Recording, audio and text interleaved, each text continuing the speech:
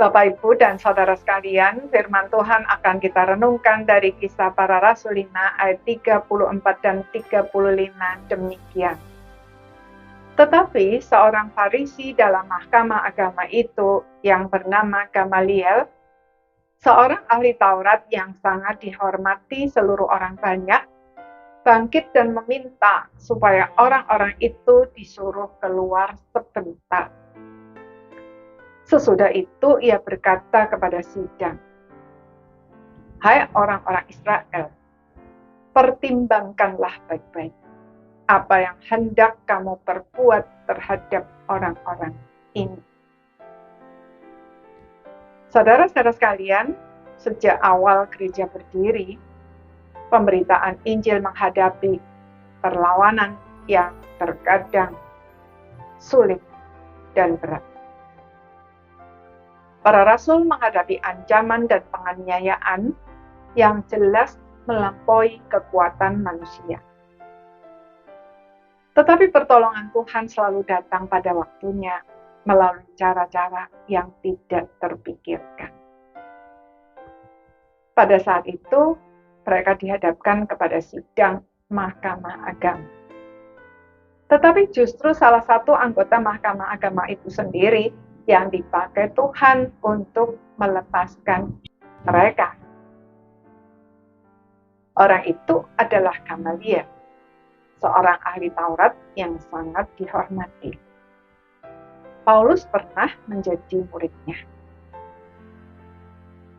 Gamaliel mengingatkan mereka agar hati-hati bersikap terhadap para rasul tersebut, sebab jika apa yang mereka perbuat berasal dari manusia, suatu saat pasti akan lenyap dengan sendirinya. Tetapi jika berasal dari Allah, maka siapapun juga tidak akan bisa melenyapkannya. Bahkan mungkin justru akan ternyata bahwa mereka sendirilah yang melawan Allah. Untuk itu, Gamaliel mengajak mereka melihat apa yang pernah terjadi di dalam sejarah. Pernah muncul seorang yang bernama Teudas, mengaku sebagai seorang yang istimewa. Ia berhasil memperoleh 400 orang pengikut, tetapi akhirnya mati terbunuh dan para pengikutnya tercerai-berai.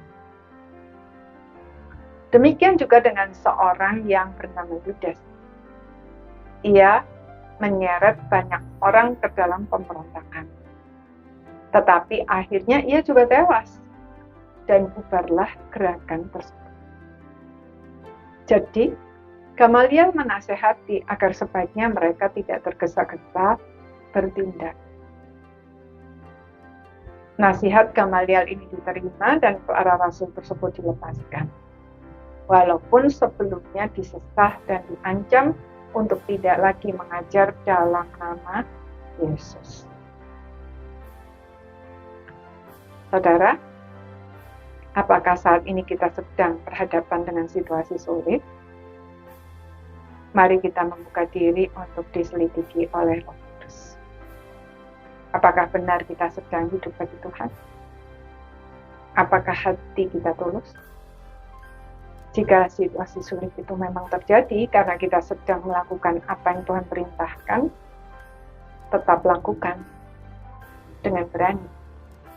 Dan percayalah bahwa pertolongan Tuhan pasti akan datang pada saatnya. Bahkan dengan cara yang tidak terpikirkan.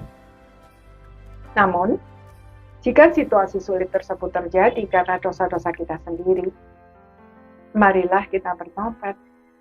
Mari kita pastikan bahwa kita sedang berada di pihak Tuhan, tidak sedang melawan Allah.